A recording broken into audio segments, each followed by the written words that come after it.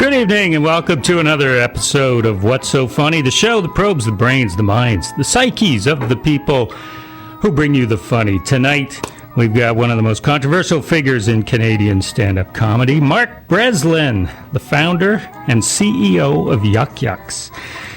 He's never less than an engaging and thoughtful personality, though. We sat down for a wide-ranging hour-long conversation with the man last month in St. John, New Brunswick. Love him or hate him, everyone's got an opinion on him. And here's my talk with Mark Breslin. We are here in the business center of the Hilton Hotel, talking to businessman extraordinaire, Mark Breslin. I've been trying to get you on the show for years, and our schedules have not worked, but finally... I know, because I'm rarely in Vancouver on a Sunday. Mm-hmm. Usually, if I'm coming into the city, I watch the shows till Saturday, do my business, and then I fly out on Sunday. But that's the only reason. And I don't like doing things on phone. Yeah. It's too cold. I don't like it. You know? And you don't like staying in Vancouver any longer than you have to. Well, that's not true. I would live in Vancouver if I could. Yeah. No, truly, I think it's the best place in Canada to live. Unfortunately, I have to do business, and business is, all about population. And the population in Ontario is so big, I have no choice but to live in Toronto. But I love coming to Vancouver. I always have. You're a Toronto guy, aren't you? Yeah, I was born one of the 14 people who was actually born and raised in Toronto. Wow. 1952 I was born. I wasn't going to ask. No, that's okay. I'm 57 years old now. Wow. Kind of hard to believe, considering I was actually voted in my high school most likely to off myself by 30. So I feel I've beaten the odds already. You were not, were you? I was not a happy child. I was not a happy adolescent. So, yeah, when I would imagine when I make a joke like that now, and people see my supposed success, that they can't put those two ideas together. But the truth is, things were pretty desperate for me as an adolescent, and I think if I hadn't found comedy, I don't know what I would have done. So you weren't happy, but you were funny? Were you the guy who was making jokes to mask the pain? Ah, that's so true. No, I was not the class clown. I was more the person who rewrote what the class clown was doing in my own mind to make it funnier. Why so miserable? Well, Allen Ginsberg once said, "America, why can't I go into a supermarket and buy what I want with my good looks?" Well, it was something like that. I was brought up as a kind of golden child. My parents were much, much older than me when I was born. My mother was 42, my father was 55. I had two older sisters, 19 and 24 years older than myself. And as a result, I was kind of like the second coming, doted upon in ways you can't imagine, spoiled beyond belief. Then I get out into the real world, of course, and what do I find? People just don't care. And I think most of my life has been an attempt to get back to that incredible time when I was 5, 6, 7 years old, and the whole world literally revolved around me. Has it come close? I mean, the comedy world in Canada does revolve around you. Well, if you were a psychoanalyst, and I know you are a guy, if you were a psychoanalyst, you might say that I've created a situation which accurately reflects my needs. Interesting. Wow. But you say if you hadn't found comedy, you don't know what would have happened, but you did find a measure of happiness. I've found a lot of fun. I don't think you can confuse happiness with fun. Fun and happiness are two very different things. I have a lot of fun in what I do. I really enjoy it. Mm-hmm. Happiness is an ontological state, and I can only compare it to the drive from Toronto to Hamilton. Now, when you take the drive from Toronto to Hamilton, after you take the exit off the QEW, there's one street that leads you right into the center of town. That street is a one-way street, and it has 17 stoplights. And if you're lucky and you time it exactly correctly, if you hit the green light on the first one, you will hit all green lights as you go down the street. You have to be driving at a very particular speed, and you have to have no cars in front of you. And I would imagine that somebody who can clear all 17 lights, that's what happiness would be. But you see, for the most of us, Guy, perhaps yourself included, happiness is not just not attainable. We hit red lights all the way along in life. Our Visa card is overdrawn and we cough up blood, and life isn't as smooth as applesauce. I'm really very envious of people who are happy, and I do know happy people. But I have a lot of fun. Fun is something you can do because you actually actively work on it. they studied twins. They've been studying happiness. Happiness is something that's very interesting to me, and I've always been interested in it as a kind of philosophical inquiry, because so much of what I do in my life is seen as something to get people to be happy. And it's true. People walk into my clubs and they're like this. They're tight. Their fists are drawn. They walk out. I swear they're 2 inches taller and their hands are open. It's a kind of therapy I will never get sick of seeing and participating in. But that doesn't mean that they're happy. That just means I gave them some fun for a while. Because fun is something you can actually work at. Some fun is something you can actually have. It's a possession. So you have fun. Not happy though, but I think those people that you say that you know that are happy, how do you know that they really are and it's not just an act or they're fooling themselves? Well, scientists have done these studies on twins, which I think are interesting. Twins separated at birth. One of them is in a very good family, good home, lots of money, lots of security, lots of love. The other one goes to a home exactly the opposite of that. And yet, when scientists study them, they find out that they have kind of similar emotional set points. And that's how scientists are currently talking about happiness, as people having a set point, which is a kind of default setting for their level of happiness. So in other words, if we both win the lottery, we're both going to be pretty happy for a day. But then that's going to calm down, and you're going to go back down to whatever your level of set point, whatever your level of happiness is. Mine is just not set very high, I'm afraid to say. But that's okay, because it motivates me to do a lot of interesting things. But if you have a low set point, that would seem to me that you would be more easily happy, at least on a short-term basis, because you have such low expectations. Yeah, well, my expectations are higher than just about anybody else. Oh, really? Oh, yeah, I expect the world. From everybody as well as yourself. Of course, absolutely. Remember, I grew up as a Jewish prince in a household full of depressives. So this is natural for me. I knew I wanted you as a guest on this show. This is fascinating to me. So, as a kid growing up and being an adolescent, not all that happy, did you have goals other than just having people wait on you hand and foot? Well, I mean, I think I started to become interested in the arts sometime around the time I was about 14, 15 years old. Parents happy about that? It didn't really manifest itself in any kind of way that would frighten them until after I left university. I think I went to university to make them happy, and then I started to live my life. Okay. And I don't think I'm the only person who's ever said that either, right? Right. Yeah. So I gave them what they wanted, then I did what I wanted. What I wanted was not what they wanted. I was on the cover of every magazine by the time I was 25 years old, and it still did not make my parents happy. In fact, when I was somewhere in my early 30s, the top Jews, as we like to call them in Toronto, threw some kind of a bash for me. It was $1,000 a plate, and I raised $1 million for Israel. And I took my mother. She was already in a wheelchair by this time. And everybody in the Jewish community got up and gave glowing speeches about me, how wonderful I was. And then at the end, I got up and I brought down the house with a short routine, basically roasting everybody and said everything nice about me. They presented a big check for $1 million to Israel on my behalf. And then I wheeled my mother back out to the ambibus to take her back home. And I said, well, she said, you made your point. Now maybe you can go to law school. Oh! She was not thrilled with what I did. Really? No, Even not at at this all. point? Not at all. It wasn't about success to my mother. It was about respectability. You see, my mother had been in the stage. My mother was a child actress. Oh. In the Yiddish stage, in the Yiddish theater, when Yiddish theater really meant something back in the 20s and 30s. That's how she met my father. See, my grandfather was the artistic director of the Strand Theater in Toronto, which was the Yiddish theater in Toronto, and it was on a circuit. And my mother was on the circuit as a child, playing little parts and going from Buffalo, Rochester, Syracuse, Toronto, Montreal.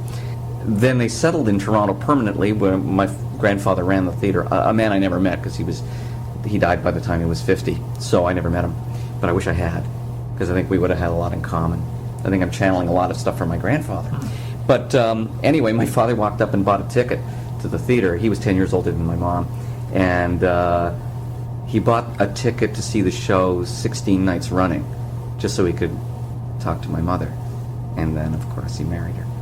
But my mother was in the theater at a time when, as she put it, only thieves and junkies would do such a thing. It was very low class and very low rent. presumably she was not low class and no rent. But it was the kind of thing where all the actors would come for dinner at my grandparents' house, and they would steal the silverware, as she would put it. There were a lot of people in the theater at that time, in the Yiddish theater, running away from marriages that they never got out of, and all kinds of legal issues and problems. And this was a place to hide. You changed your name, you went on the road. Who found you? There was no internet in those days. So her opinion of what show business was so low. Or as she put it to me, okay, show business, bad enough, but comedy? The lowest. Now, she was in show business. Presumably she had a good sense of humor. Yes, my mother had a wonderful sense of humor. And do you think, leaving that big ceremony for you where you got the $1 million for Israel, when she said, now you can go into law, you think maybe that was a funny line? Well, of course. It was a funny line, and like all good funny lines, had more than a little bit of truth in it. Mm-hmm. She really believed that. My father was different. My father, who was a kind of quiet guy who would tinker in a shop in the basement, kind of person. He was an artist as well as being a businessman. He was did a lot of visual art, where he would paint lonely snowscapes, one after another, and you don't have to be a psychoanalyst here to figure out what he was projecting. But when he died, I had that awful task that sons always do of having to clean out his drawers. And what he had done is, he was a meticulous dresser, as I like to be, and he had all his shirts folded in bags in a drawer, and in between each bag, when he would take out a shirt each day, there was one of my press clippings, so he would see it and see how his boy was doing.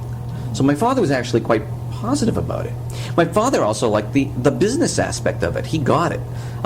In fact, he worked for me for a very short time. After he was retired, I needed somebody in the box office for a couple of months while I was getting going, and he sat and sold tickets.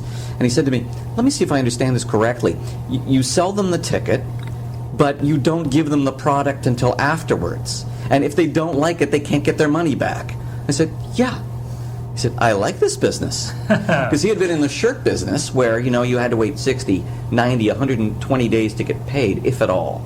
And you get stiffed all the time by your buyers. So he really loved the idea of this kind of business where you got your money up front. When you started out, it was as a stand-up comic, was it? Or not no? Exactly. My interest in comedy kind of grew as a business and as a comic at the same time.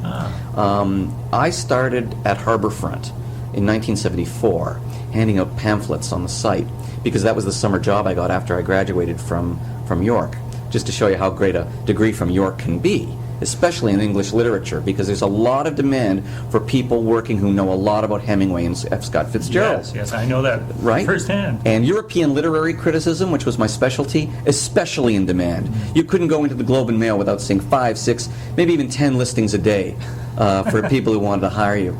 So as a result, I got this job, and there were a bunch of people running the site that were booking bands and theater groups, and I was always a kid who went out to everything. I was in the theater 4 nights a week in Toronto. I would go see bands 3 nights a week. I went to every movie, everything. I always went out.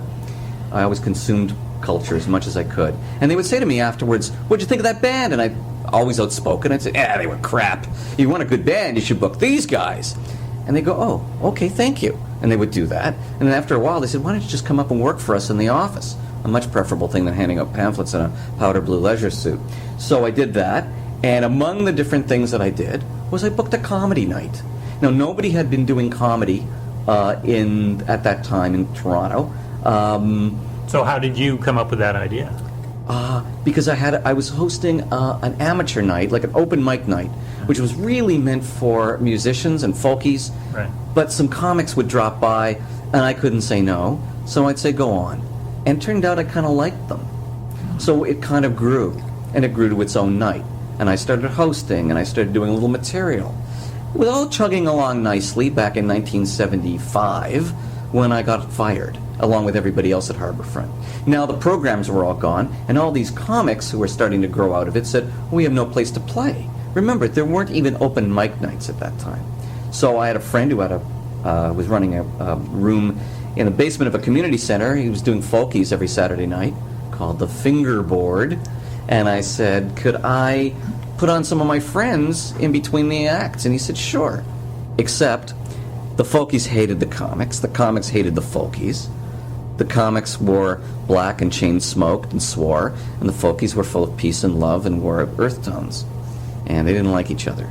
So, stymied on that, I went to the board of the community center. I said, can I have a night here? They said, well, okay, but we got to charge you $38 for the room. I said, $38? I was on UIC at the time. Where am I going to get $38? And I thought, wait a minute, I could charge $1 for people to get into the room. And then I'd not only be able to pay the $38, I could pay the headliner and even have something left over for myself. And that's what I did. So I started off, and it was in, I guess, May or June of 1976. In the first 10 weeks, there were 40, 50 people in the room. Word of mouth got around. It was pretty funny. And then a guy from the Globe and Mail called, Jack Capizza. And he said, I heard... Yeah, Jack Capizza. Do you know him? No. He's now the religion editor. Okay. But he was the book editor. No, he became the book editor. He was a features writer at the time. He said, I heard what you're doing. He said, do you mind if I come down and write about it? I said, no, not at all. So he came down on the Wednesday night, took notes, interviewed us. We shrugged it off. That Saturday, it was the front page of the Globe and Mail entertainment section, coast to coast. And it said something like, this is the most unique thing we've seen in Toronto in a long time. This sensibility has never been seen before. And the next Wednesday night, I went to the club, half an hour early to set up, and there were 900 people lined up around the block. I counted them. Power of the press. Power of the press. And we never looked back after that. It was always packed after that. Wow, interesting. And at that time, so this was around 75, you say? This was 1976. 76. I mean, yeah, obviously not yet the boom, but who? I mean, you had Robert Klein on TV. Who else was? This was your introduction to comedy just by booking these musical acts? Kind of. Were you interested at all in the big name comics prior to that, listening to them? I was sitting in rec rooms like every other teenager and listen to Lenny Bruce albums and Robert Klein albums and Bill Cosby albums and laugh like anybody else. But I wasn't particularly more into comedy than I was into anything else. I was really into music more. In fact, I started out managing folkies because my girlfriend at the time was a folk singer. So I was really into personal statement, though, and that's the interesting thing because folkies and comics are kind of similar, and they're both single people on stage doing their own work and making a statement. So you can see how I would go from one to the other. Sure. And so how many comics were working in Toronto in 1976? There was a crowd of about 12. That's all. 12. But we would bring anybody in from the street that wanted to go on. We had rubbies who would come on and they'd sing My Wild Irish Rose just so that we'd buy them a Coke. They would be happy with that. And the audience would laugh at them. It had a bit of a gong show quality right in the beginning because as far as we were concerned, I mean, we were so far off the entertainment circuit or what people would think was entertainment that we were making fun of the idea of entertainment. I was really involved more as a patron than anything else in the punk scene in Toronto at the time. And I thought that the comedy was the closest thing that I could do that would be close to punk. We would alienate everybody. I mean, we would, if an act were bad, we would play a tape that would say, crucify him from Jesus Christ Superstar. And then I would come on with a cross and I would use it as a hook and I'd yank somebody off the stage. I did that to Jim Carrey when he was 14. I didn't even know he was Jim Carrey then. Nobody knew he was Jim Carrey then. He was just an awful comic. One of the many awful comics that we had. Because nobody even knew what stand-up comedy was. Remember, in Canada, there's not a long tradition of this. In the States, there is. And there's a number of, it goes from vaudeville to the Catskills to a kind of bohemianism through Lenny Bruce, Lower East Side, New York. There's a lot of different variations on the theme. In Canada, there had been Dave Broadfoot, there was Don Harron, and there were a bunch of guys in strip clubs. That was it. So for us to recapitulate it, we thought that, show business was kind of suspect. Show business was the enemy. Show business, we all came from kind of what I'll call movement backgrounds, heavily involved in anti-war politics, civil rights issues. You were young. Yeah. Oh yeah. I mean, I was out on those demonstrations when I was 13, 14 years old, much to the chagrin of my parents. All that was part of the stew. And on top of that, I was very involved at that particular moment because I was sampling everything that was alternative. I was very involved in psychological. There were a lot of psychology movements at the time. Claremont experiment, sensitivity training sessions, EST, I guess maybe it was a bit precursors to EST. Very interesting and all that stuff. That's how I would spend my weekends as a late teenager, early, when I was in my early 20s. I would get involved in these kind of Esalen-style encounter sessions, and all of that was kind of a form of method acting that I translated into the kind of comedy that I wanted to do, which was really, like, brutally honest. The idea of brutal honesty was really attractive to me, and still is, in fact. The kind of comics I like now are brutally honest.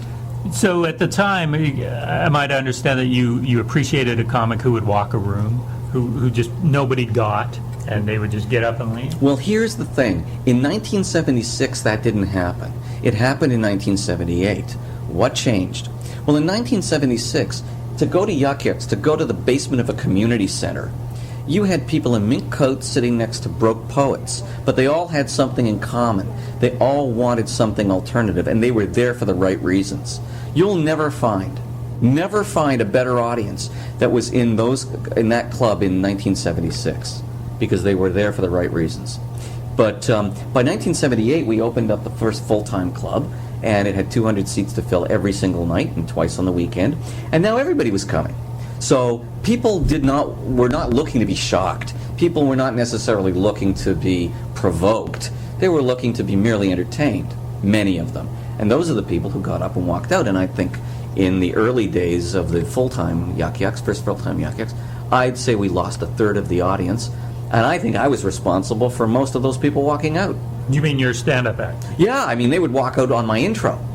I wouldn't even be finished the intro before they were walking out. And they wouldn't just walk out like you walk out because you're late for to get back to the babysitter. They would walk out in a huff. They would bang their fist down. They expected Red Skelton, and they got me. Mm-hmm. And there was a bit of a gap there. Talk with your musical intro, too fucking mellow. Yeah, that came a bit later when I started working with my band. But originally, the opening was a video opening, and this was, I think, ahead of its time, because I think we were the first people to use multimedia in comedy way back in the mid-'70s. It opened up with a video that you saw on video screens. Well, they were little television sets at the time, right? And it was of me shooting a priest in the face because he wanted a refund, and he called me a dirty Jew. So I shot him in the face and then said, "And now, ladies and gentlemen, please welcome your host, a mean, fucked up little Jew, Mark Breslin." And that's before I'd even hit the stage. And if you were expecting, even Second City had just opened two years before. And if you were expecting even that, you weren't getting it. Right. So a lot of people would walk out. People were in tears. People would scream at me as they were walking out. "There are young people in here. There are young people in here." And I would always say, "I hope they're really young so I can fuck them." And then people would go berserk because the people who loved it couldn't get enough of it, and the people who hated it just walked out. And that was perfect for what we were looking for. And that requires a lot of confidence to be able to know that, yeah, you're going to lose some people, but the people that get it are really going to like it. Yeah, but you may be giving me more credit than I deserve, because it wasn't like I had some kind of brilliant business scheme worked out or brilliant business model. I did this because I got off on it. I got off on people walking out on me, so then I could run after them in front of a crowd, screaming, "I don't give a fuck what you do. The Jew has your money. The Jew has your money," and I would wave all the money in my wallet at them. See, I guess I wanted the people who loved me to love me, but I wanted the people who didn't like me to really hate me, so I could get the people who loved me to hate the people who hated me. I think I got that. I hope so. Yeah, you can play it. You can play it over again, I guess, right? Yeah, I will. No, it makes sense. It's I divided and then I conquered. You did, yeah. Do you offer money back now at Yuk Yuk's? If somebody isn't happy with a comic? No, we never offer money back. What we'll do is we'll give them tickets to another show. Oh, okay. But I think this is something the comedy business has changed so many ways and so many times between the time we're talking about now and what you're talking about in the present. But I think people, no matter what they do, should be educated consumers. Learn a little bit about the headliner you're going to see. Some of them are really XXX rated. Some of them are family friendly. If you went to a movie, you'd find out a little bit about the movie before you went. You wouldn't just show up and say, "What's playing now?" So similarly, I think people should do that with comedy as well. Well, one of the criticisms with Yuk Yuk's, I forget from when, but is that you wouldn't put the names of the comedians who are appearing on the bill because people are coming out to the club not to see the individual faceless comedian. To some degree, that's true, and to some degree, that's even true now. If you're going for a very broad-based business, then you have to assume that the people who are coming to see your product are not necessarily mavens. They're not necessarily really educated about what they're seeing. They're casual consumers of comedy, which means they can't differentiate between somebody who's, done a set they saw do a set 5 years ago and somebody they saw do a set 2 years ago. It all gets lost in the multi-channel universe of their brains. They know that if they go to Yuk Yuk's, they're going to see a variety of comics, and they're going to like some of them, and they're not going to like others. That having been said, there's a star system now that didn't exist back in the 70s or even in the 80s, where there are certain people who will draw a bit of a crowd. So obviously, those are people you really push harder.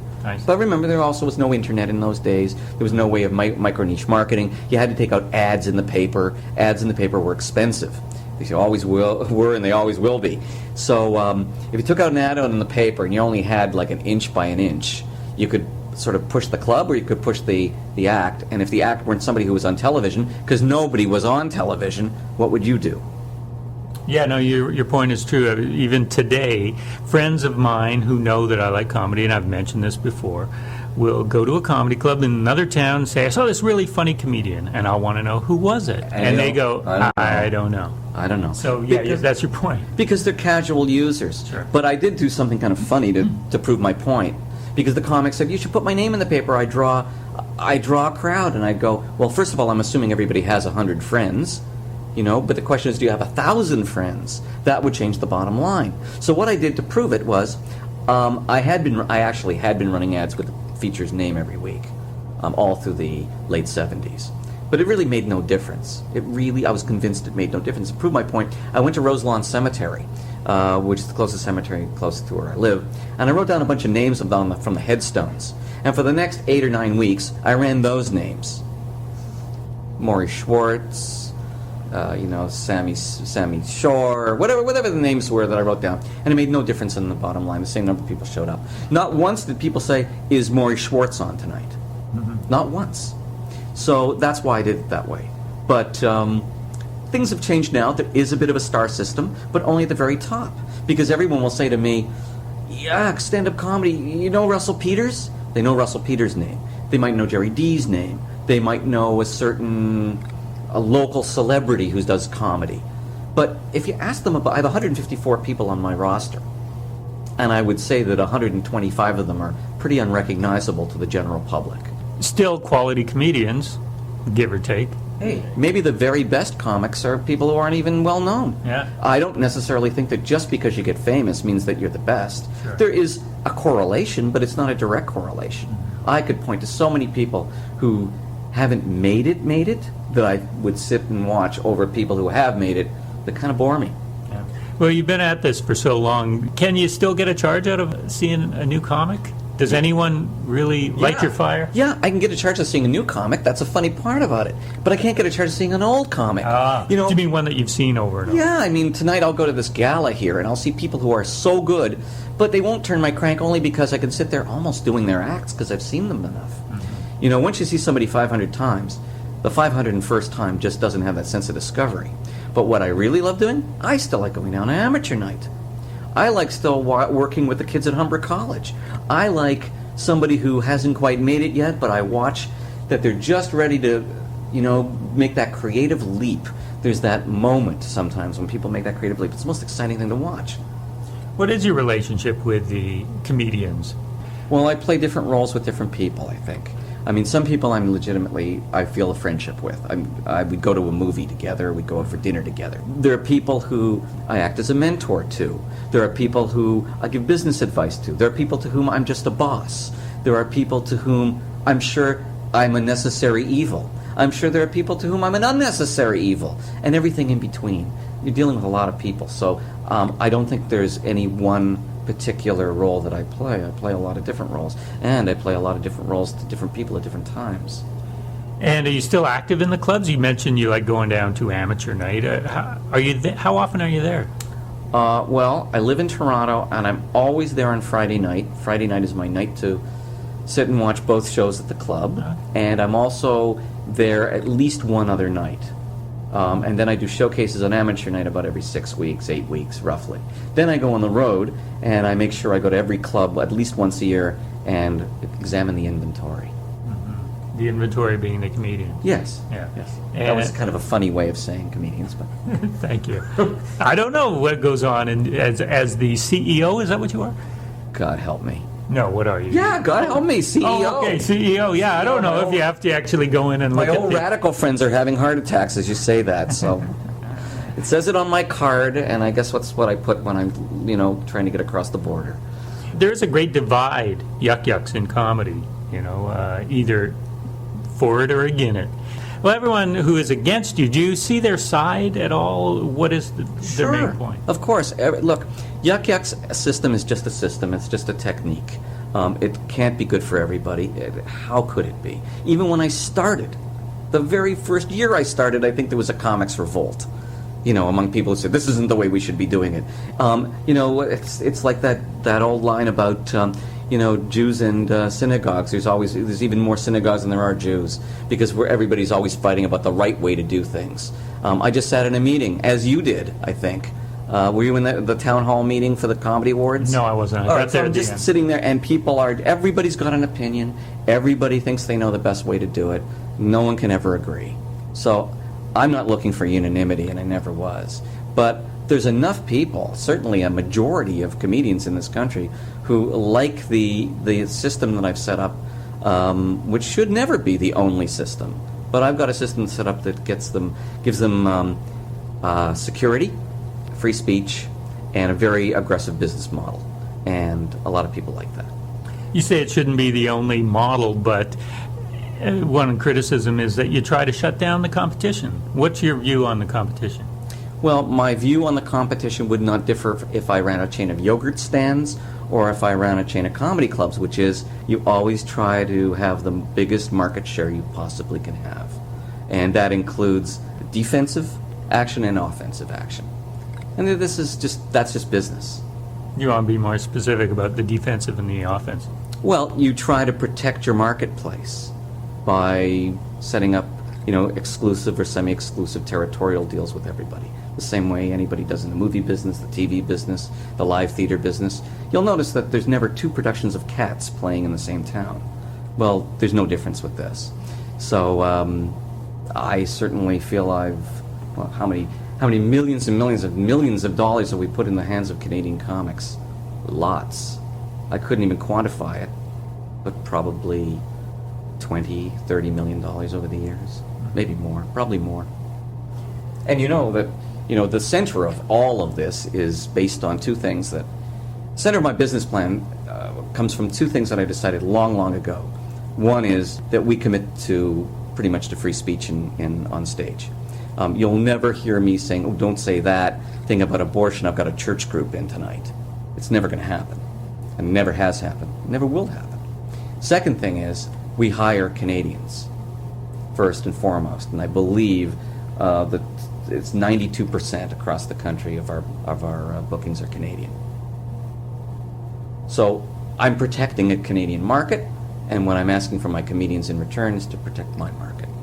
And asking them to protect it by not going to the competition? That is correct. In the same town? Only within a certain radius? Well, there's places we don't have clubs, so we don't have a problem with that, and we never stop people from doing things like charity events or open mics or things. But when there's some money involved, yeah, we need to protect our income streams. Are you relaxing that rule at all? In Vancouver, I know comics can pretty much work wherever they want. Well, there's only two places to work. Yeah. There's Yuk Yuk. So you're not talking about the little rooms around any given city? No, in fact, I'm kind of glad they exist, because I couldn't put people on every single night of the week. There aren't enough clubs to do that. So comics have to work. Comics have to work out. They have to go to a gym. And I always tell them, I have the opposite problems with some comics who only want to work once a week. And I keep telling them it's like a gym. Everybody will tell you, if you go to the gym, you have to go 4 times a week. You can't build muscle mass unless you do four workouts a week. And I think that's true for a comic muscle mass. You got to work out 4 times a week. So I'm glad that these smaller rooms exist. It's a different marketplace. It's a more casual kind of environment. But when it comes to a comedy club, we like people to work at Yuk Yuk. So I'm kind of old-fashioned that way. You kind of dance with the guy who brung you. And in most cases, I brung you. But is competition good for comedy? Well, yes and no. I mean, of course, who would be so silly as to say competition is bad? But what if it's a really limited marketplace? It's funny. There's many music clubs in any given city. There's a big market for it, for a lot of different reasons. One of them being you can go to a music club and you can sit with a friend, you can talk while you're watching the music. Comedy's different. It's very delicate. You go, you have to be quiet, you have to listen, you have to concentrate. That's why comedy clubs don't do well in resorts. Everyone's partying? Yeah, everyone's partying. It's not what they want. So as a result, it's a pretty finite market that wants to come, sit down, shut up, listen to people being funny. It's not that many people. I've seen even bigger cities have fewer clubs than some Canadian cities. So I'm also studying not only my own business model here in Canada, I'm studying models outside in other places. And when Chicago only has two comedy clubs that do stand-up, what does that tell you? It's a fabulous thing. There's nothing else I'd rather be doing, but I'm also really aware that it's a limited marketplace. Okay, how many clubs do you have in the country? 16. 16. And in Ontario? Probably 10. Oh, really? Maybe 9. Many. 9 or 10. Yeah. And I can sit and count them if you want, but it's 9 or 10. I'm just not sure. Right. You're the CEO. You should know. Well, I don't have statistics off the top of my head, but if you want, I'll show off the tape recorder and I'll figure it out. No, it's okay. I'm But just we're wondering. coast to coast. It's a finite market. Comedy seems to be. Is it on the rise, or where is it in the grand scheme since you've started right now? Well, it comes and goes. It waxes and wanes. All kinds of things get in the way. I'm not sure what effect the internet is having on it right now. The recession doesn't help. I wouldn't say it's. I think it's growing in some ways. I'll tell you a couple things that are growing. One thing that's growing are theater tours. Yes. Because the comedy market is becoming micro-niched, just like everything else. And so people who might have wanted to go see an evening of comedy now want to see a specific person, much more than they did 10 years ago or 20 years ago. Or a specific type of person. Or a specific type of person, but actually when you're spending $50 or $75 on a ticket, it's a particular person you're I'm going to see. thinking of the theme type shows, the ethnic. Oh, tours. okay, sure. And that's a good example. And that was another thing that's growing. Non-white comedy is booming. And it's not just Russell Peters. This is certainly happening in the States, where you're having clubs that are virtually black comedy clubs. I mean, I was in New York last week. I walked past a club that used to be Jamie Masada's Laugh Factory in New York, but it didn't work out for him, or there was a lease problem, and there was a new owner and the new logo slapped up. But I looked at who was coming. They had 8x10s, and I think out of the 10 weeks that they were advertising, 8 of the headliners were black. So obviously there's a marketplace now for people who feel they were denied a voice for a very long time, and now they have that voice. So I think when you're talking about women, people of color, I think it's a burgeoning and booming marketplace. Mm-hmm.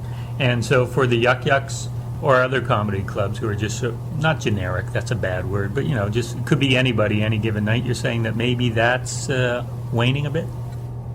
Not necessarily, but I'm just saying that this is something that's growing as the country changes, as its demographics change, what they want out of comedy changes. I see. And I think that's kind of interesting. Yeah, it is. What do you notice across the country at the various 16 clubs that you have across the country? Is one particularly, one area more popular than another? It's all about size of population. The bigger the city, the more successful the club. I have clubs in marginal markets that just kind of break even. But we keep them going because it's good for our branding and it gives work to comics. Remember, because we have an vertically integrated system between our agency and and our clubs. When I open up a new club, I get excited for two reasons. One, hey, I've got a new club. And the other is much more prosaic. Hey, 3 jobs a week. It becomes a job creation program that I'm involved in. So the bigger the city, the bigger the club, the more successful it is, generally. You had problems in Alberta. What was it, Calgary or Edmonton? No, both. We had franchisee problems. Franchisee. Those are the people. Now, a lot of people don't know that Yuk Yuk's is a franchise. Yes, that's right. Much like McDonald's or Burger King, where you buy it, and there's Well, I think the food is better, actually, at Yuk Yuk's than yeah. McDonald's or Burger King. So that's why these comedians that that get work at Yuk Yuk's, they travel throughout all the clubs in the country. That's correct. Right. So what were the specific problems? You do. Well, I'm not really allowed to talk about it because the court documents have been sealed. So what does that mean? It's over? It's over. It's over. We have new clubs in Alberta, and they're both beautiful clubs, and the Yuk Yuk's comics play there now. Okay, so there's a place for them to play now. I think Edmonton has 3 clubs. Is that correct? Yeah. Now you were saying that it's a finite audience. Is 3 clubs too many for one city, or what's the? Do you think 2 clubs are good for a fair-sized city? A general rule is that a million, somewhere between 500,000 and a million people per comedy club. Generally. Okay. There are exceptions to that. Like Niagara Falls has nobody lives in Niagara Falls, but we have a really thriving club there that's sold out every night. But it's all tourists, and they're all coming out. They're there to go out and do something. Sure. So there's certain places that break the rules a bit. What do you have in the Maritimes? Well, we have a club in Halifax and we have a club in St. John's, Newfoundland, and they both do quite well. Yeah. But the club in Halifax is small. Well, that's fine. The city itself isn't that large. I think there's 300,000. Is there Something. 300? Yeah, and the club seats 170. Now, is it up to somebody to approach head office in Toronto and say, I'd like to open up a Yuk Yuk's, or do you go out scouting and then look for an owner? Both things could happen, but we've been pretty aggressive lately, and we've been putting ads in certain cities where we know we want to open and no one's come forward. And believe it or not, the ads actually work. I mean, you scare up a lot of people who have no clue what it would mean to run a comedy club, and you sort of go through those people, but then you only need to find the one gem who understands. It's better to have somebody who's been involved somehow in the hospitality business, or the restaurant business, or the bar business, because the entertainment module, we can teach them how to do that. But if they can't run a business, then that's harder to teach. And there's all kinds of things. They have to come to Toronto to train, and we have a training program, and they have a book that they have to memorize, just like McDonald's, I guess. That must be, 300 pages, tells them what to do in every possible situation. But then some things you just have to cross your fingers and hope that the manager has a brain in their head and doesn't make a stupid decision. It can happen. And you oversee all of that. I mean, you don't have a day-to-day dealings with any of the club, but if something comes to a head, you're there. Well, I have a staff at head office of, I guess 18 people, and they're all responsible for different things. I have a very good partner named Jeff Silverman, who handles the part of the business that I can't stand, which is the business part of the business. Really? Yeah, I know. You're a business guy. I'm not really a business guy. I only play one in the media. I do all the creative stuff, and he does all the stuff with leases and franchisees and insurance and real estate and all that kind of, what I think of as hardcore business. We have a full-time accounting team, and they pore over the numbers, and then my head swims when they present me with the... Your eyes glaze over. Yeah, my eyes glaze over. Yeah. No club in St. John. I know you're a big fan of the city here. I like the city. Oh, do you? Okay, yeah. It's a pretty town. First of all, any place that starts off with a harbor has a natural asset, right? And they've done nice things with it. So... You went to the Jewish Museum. How was that? I think it was a vanity project for the 4 Jewish families who are still left here. Okay. They might have well just had a big sign that says, "Please, if you're Jewish, please don't intermarry." I think that was the message of the Jewish Museum in St. John. I also want to go back to your career. You booked for Joan Rivers, and when she had a Tonight, she was going up against Johnny Carson on the Tonight Show. She had a late night talk show, right? And you were the comedy booker. I was the comedy producer on that show. How did that come about? Like most good things in my life, by accident. What happened was, Joan was at the hairdresser's. And the woman sitting next to her said, "Joan, I know you have a new show. It's been in all the papers. And are you booking any comedians on it?" And she said, "Well, of course." She said, "Well, my niece is a comedian, and she's very good." So Joan said, "So do you have a tape? Can you send me?" "I'll get you a tape." Now, the comedian was Marjorie Gross. I don't know if the name means anything to you, but No. Marjorie originally is from Toronto and went to the States very early, like in the late 70s, and became one of the producers of Seinfeld. Oh, okay. She was really funny. She tragically died of breast cancer about 10 years ago. And just before she died, a week before she died, she wrote a full-page humor column in the New Yorker called "Cancer Becomes Me," complete with a picture of herself completely bald. And it was one of the most courageous pieces of comedy I've ever read or seen. In fact, when I do my first lecture at Humber every year, for all the newbies, I give out this piece and say, "Read this," because this shows you what comedy can be. Anyway, Marjorie had been on Canada AM one day, and they called me and said, "We want you to come on and critique Marjorie after she goes on." I said, "Well, I don't want to do that, but I will come on and talk about just comedy in Canada." And they said, "Okay." So Marjorie, who was a friend of mine, went on, did her act, and then I went on afterwards. So now Joan has that tape. That aunt sent her the tape.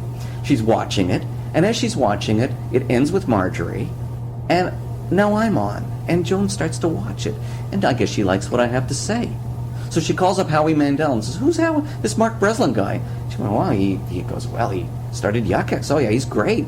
Mark started me off. He knows a lot about comedy." So Joan called me out of the blue and said she'd like me to come down and talk to her. So all that weekend, I was saying, I got to go down and meet with Joan Rivers, and everybody said, well, this was 1986, and everybody said, "It's a job interview." And I went, "No, she just wants to pick my brain." And anyway, I was there, and yeah, she offered me the job. Now, I was a good choice for her because I was completely untied to anybody else in the States, and everybody else had obligations for their next job that they figured they were going to get, and that might be with NBC, and nobody wanted to take the chance. So I was as neutral a player as she could possibly find, because I wasn't afraid that I wouldn't have another job then after if the show should tank, because I had a business to go back to in Toronto. Now, the interesting thing is, after Joan left the show, I was asked to produce what remained of the show, which was the Anyone Can Host late show thing, for about 8 months. And that was very exciting. I had a big Hollywood office overlooking the Hollywood sign, and I had 2 separate assistants, one to get me tea and another one to get me coffee. Money is no object with these people. I once told them I looked a little depressed, and the vice president of Fox said, "What's the matter?" I said, "I can't figure out. I've got to get to Calgary to do a show this weekend, and I can't figure out how I'm going to do it. It doesn't fit in. I can't get the planes. No one won't fly on." He said, "Well, we'll give you the corporate jet." Money means no object. Now, I want to contrast that to when I got the job producing Ralph Benmerghy's show, Yes. talk show, which is a similar kind of show where I would walk in, they would resent me because my socks matched my shoes. It was a very different vibe. Very, very different vibe. You had nothing to do with Ralph getting that TV show, did you? No. Oh, thank They you. brought me in halfway through to give it what I call a Viking funeral. Yeah. Ralph Benmerghy. He started out doing stand-up, or he just came to that later? Ralph and I went to high school together, Oh. and we knew each other for a very long time. He was doing stand-up, but he was also a trained, legitimate actor, and appeared in a lot of different productions over time. And he was and then he'd also studied journalism too. Yeah. I forgot about that. That's right. He studied journalism as well. So back to the Joan Rivers thing. You were down there for 3 years, did you 2 say? years. 2 years. And still running Yuk Yuk's while you were away. Yes, but being away really did make a difference, and I noticed when I went back that the thing had fallen apart a bit and needed to be repaired. And is that why you came back instead of, presumably you could have stayed down there and got work elsewhere? Well, I tried, but I think I entered the game at too high a level, so I didn't really know anybody. And when the show was over, they gave me a big check, and I took the check and I went to Maui, and I lived there for 6 months. I started a Yuk Yuk's there, and then it was time for me to go home. There were no jobs at the level that I wanted or that I could get, so I decided to go back and run my company. Oh yeah, there were a few instances of Yuk Yuks outside of Canada, weren't there? We did Buffalo and Rochester back in the 80s, more because I had a friend who was from there and wanted to do a Yuk Yuks there. I don't think it ever made any real money. He went on to manage comics in the States, in Los Angeles. And we did one in Bermuda, which folded for complicated legal reasons. Bermuda, you have to have a certain kind. You have to live in Bermuda to own a business in Bermuda. We were operating at arm's length through third parties, and then we were caught doing that, and it was a big mess. So we just said, forget it. It was never a big successful club. In Maui, I only did it because I was there. I needed something to do. I needed a way to meet people. So when you were booking these guests on Joan Rivers' show, mostly American comics? Mostly American comics, but I was very proud to get Canadians in. I got 14 Canadians. I got their first American network gigs on that show because of me. Can you drop some names? Yeah, Mike McDonald, Larry Horowitz, Ron Vaudry. I can't remember who else was on and who else I got on. But it was a real hassle to get them on because we had to do work papers. Right. So the legal department hated me for doing that. It was real work to get them. And they did well, though? Everybody did fine. Yeah. You know, this thing about Canadians working in the States having to adapt their act, I don't think they really do. See, I'm not a person who believes in geography particularly. I'm not interested in where people are from. I'm interested in where they're going. Ooh, that's a heavy statement. But I really think that geography is overcoated by class and race. So, in other words, if you're doing a comedy club anywhere and you're drawing from people who are, say, college-educated people between the ages of 20 and 35, it's pretty well going to be the same response no matter where you go. Mm-hmm. And too many comics worry about, are they going to get this reference or not? An educated audience will catch on pretty quick. Unless you're talking about that fantastic restaurant somewhere in North Beach that has, the one with the mini checks on the tablecloths. Yeah, they're going to get what you're talking about. The amount that you have to change is minimal, and people shouldn't worry about it. I have noticed a few things. I've noticed that people in the States speak quicker. I've noticed that comics in the States it's easier for them to do material which is aggressive and hostile, but only marginally so. And I've noticed that people on the West Coast really don't like anger in their comedy as much. Interesting. When you were booking American comics on Joan Rivers, were you out scouting them? Because presumably, as you say, Yuk Yuk's 90% Canadian. You book Canadian That's comics, right. So your knowledge of the American comedy scene was at the time what? Well, I was at the Comedy Store or the Improv every single night looking for people. And then I had a very, very good budget to be able to get on a plane anytime I wanted, fly to any city and do showcases, which I did in Boston, Chicago, Miami, Houston. I mean, lots of places, Seattle, you name it, I was there. I like to travel, so it wasn't a problem for me. And then, like Eddie Brill does with Letterman, they really shape a comic's 5 or 7 minute set, right? Don't say this, do say this, put this here, right? Is that what you were doing as well? Yes, but I was much more liberal about it. I believe that the comic knows more than I'll ever know because he's lived with his act for a long, long time. So the only place I would get involved on that kind of level of editing is everybody would present me with 12 minutes, 14 minutes, and then I'd shave it down to 6 or 7, but I would never micromanage it. They really used to micromanage it on the Tonight Show. I never wanted that. Right. And I think I was proven to be right because the comics all came on the show and killed. Mm-hmm. Pretty much. Yeah. It's kind of like the suits getting too involved in the creative process of screenwriting or whatever it is, right? Just let the artists handle it. Wherever possible, yeah. Yeah, except for maybe things that they are not permitted to say. Yes, but also Fox and Joan were more liberal to begin with in terms of what you could say. There were legal things you couldn't say. You couldn't stand up and say, anybody been to McDonald's? I hate McDonald's. It'll kill you. You can't say stuff like that. But anything other than that, and you can't swear, you can't violate any FCC regulations. But she liked controversial stuff. She lives for controversial Well, stuff. she's amazing. She's about 80 now, and she's still relevant, really. I know. I mean, and as filthy as any young male you'll ever see. I know. Yeah. I know. There's a story I heard. One of the comics, that we work with, we got her an opening spot for Joan and, in a big concert recently, and Joan went in to say hello, which a lot of headliners wouldn't do, by the way. And the girl said, "Listen, is there anything I shouldn't say, Joan?" And Joan said, "Don't say cunt. I say cunt." Yes, she does. I thought that was really funny. When did you stop doing stand-up? Well, somewhere, I think 1993.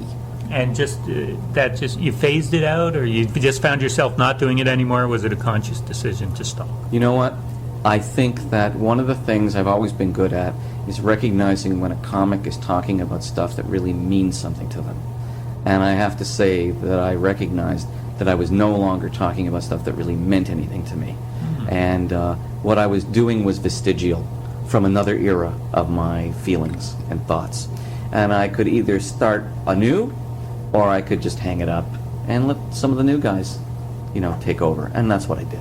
Yeah, it's interesting. Some comics, they don't talk about what is important to them. They talk about what they think will get a laugh. And that's fine if you want to be middle management. Yeah. The equivalent of middle management in show business. But I really encourage people to go for, the golden ring. I encourage people to be who they are, find their uniqueness, find their own fingerprint, whatever may come of it. I mean, certainly in Canada, the difference between somebody who's a successful comic and somebody who's an unsuccessful comic isn't really much when you measure in dollars, is it? Not at all. Not really. So you might as well do what you really care about and then see what happens. And do you miss stand-up? Sometimes, I'll go to something like a comedy festival and I'll watch the people on stage and I'll kind of find myself tapping my foot thinking, I'd like to show people what it can be done, because this stuff is way too timid. Mm-hmm. And I was never timid. I'm not timid now, in any way, I don't think. So, in that sense, yeah.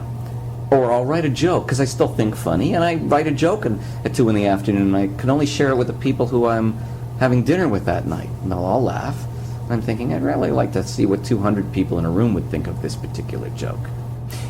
But these thoughts are fleeting, and they move on. I still do stuff I still do things in public. I host the Yuk Yuk's the $25,000 show that's, the search for the funniest new comic. I search that. The Great Canadian Laugh-Off. I host that every year. That's on the Comedy Network. I just had the second lead in a film called Confessions of a Porn Addict. That's Spencer Rice's film. It's been playing on, I guess, the Movie Network, and it'll get a theatrical release in the States next year. I just did a pilot with David Steinberg called Single White Spenny. That's going to be on Showcase. Maybe it'll go to series. I don't know. And I write books and things. I'm still involved creatively, but you're right. Maybe it's time for me to put some of my new thoughts down and maybe do some kind of one-man show. I think it'd be more appropriate age-wise than maybe hitting the nightclubs. Right. Well, speaking of hitting the clubs, we have a gala to go to here in St. John. Yes, we do. And you can sit there and tap your foot and think, there's good people. There's good people on the show, but I've seen them all before. Yeah. Anyway, Mark Breslin, it's been a pleasure. Thank you so much for talking to me. You're welcome, Guy. You're welcome. And we'll see you around. Great. Thanks. My thanks to Mark Breslin for a scintillating hour of conversation. I enjoyed that, sitting here re-listening to it 1 month later. You've been listening to What's So Funny on CFRO 102.7 FM and on podcasts on a computer near you. We're on iTunes, and you can find us online. What's So Funny is the name of the show. Next week, our guest will be Vancouver comedian and comedy booker Johnny Scoop. Tune in for that. Good night.